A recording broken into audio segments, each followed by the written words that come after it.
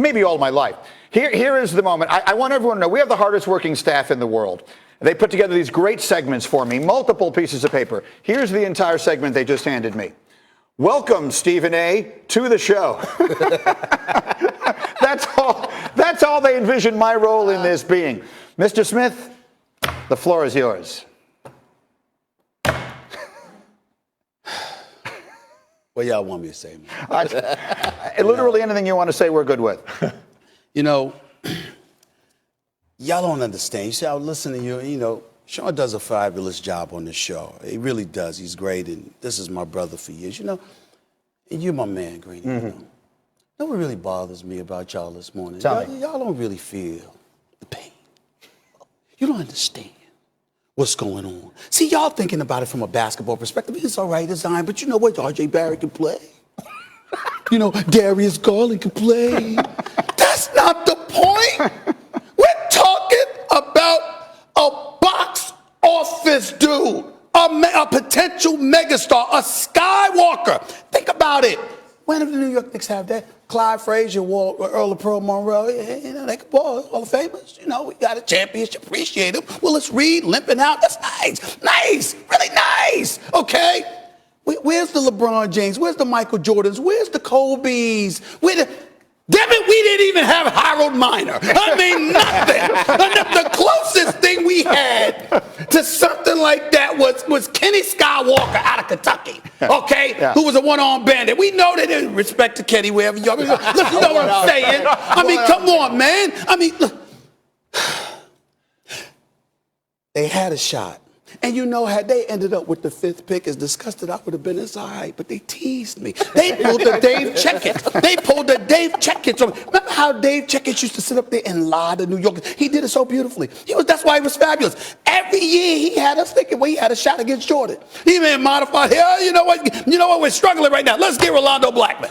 And then Pat Riley doesn't play him, and let John Starks go 2 for 18. Oh, you know what? Derek Harper, we ain't satisfied the point. We put Derek Harper in there. We'd be close, but we knew in our heart, in a way, you were going to be able to get past Jordan. But Dave Checkett lied to us so beautifully for a decade. At least he lied beautifully. Yeah. We never had anything like that till last night. And last night was cruel. Because when you sat up there, and see, ESPN contributed to this level of misery. Let me tell you how ESPN did this. They went to commercial after the 5th pick. Not after the 6th, after the 5th pick. Because remember, there was a 60% chance that likely the New York Knicks would have the 5th pick. So once they got to the 5th pick and it wasn't the Knicks, then they went to commercial. And they said there's only 4 teams left. It's New York, it's LA, and Memphis and New Orleans. I was like, oh, it's beautiful. And guess what? The consolation prize was, if he doesn't go to the New York Knicks, as much as it would break my heart, I spent time in LA. LBJ is there. We good. Okay, 1 and 2. All right, we'll work it out. Get John Moran if you didn't get. No. Lakers at 4. All right, now it's over because it's the Knicks. It's Memphis. It's New Orleans. This is gonna be so beautiful. And with the number 3 pick, that damn Mark Tatum. Who I love is a good man, deputy commissioner. He sits up there with the 3rd pick. And I'm on the turnpike. And we got the NBA app on my phone. Yeah. I pull over on the side of the road. I'm watching the draft on my phone. On the ESPN Watch app. Get it. It's beautiful. Let me tell you something. I had it. I'm like, yes. And they said the 3rd pick. Knicks. So the top 2 picks are New Orleans and Memphis. And you up here talking about R.J. Barrett is really a really good pick. And the New York Knicks win. You still have free agency. You have free agency. Look, man, let me tell you something. Kyrie and KD, come on. Let me tell you something. Years ago, I was watching an episode in the 80s of The Cosby Show, and it was when one of his children brought up the older boyfriend. Right. And he said, I want to tell you a story. And then he talked about the story, and he said, steak is beautiful. You love it. He said, yeah, paprika and all of this other stuff. He said, but I give it to you with a garbage can hood. Not very pleasant, is it? What I'm trying to say to you, Sean, is this.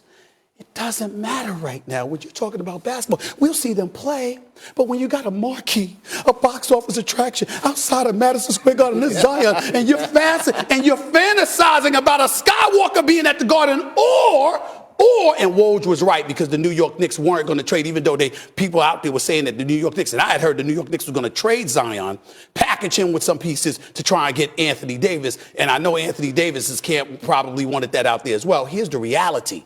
My point is pick your pleasure. I either get Zion or I got Anthony Davis with KD and Kyrie. This is me before Mr. Tatum announced that they had the 3rd overall pick. And you're sitting up here and you're like, hey, New York Knicks are great. I mean, look at the position that they're. We don't care, Sean. We have suffered. What are you talking about? Not today. I'm not questioning his basketball analysis. No, Man knows the basketball. Yes. I'm saying to you, it's the insensitivity. I'm sorry. It's not today. Not today.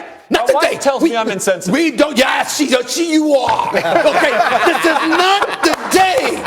Not the day for R.J. Barrett, Darius Garland.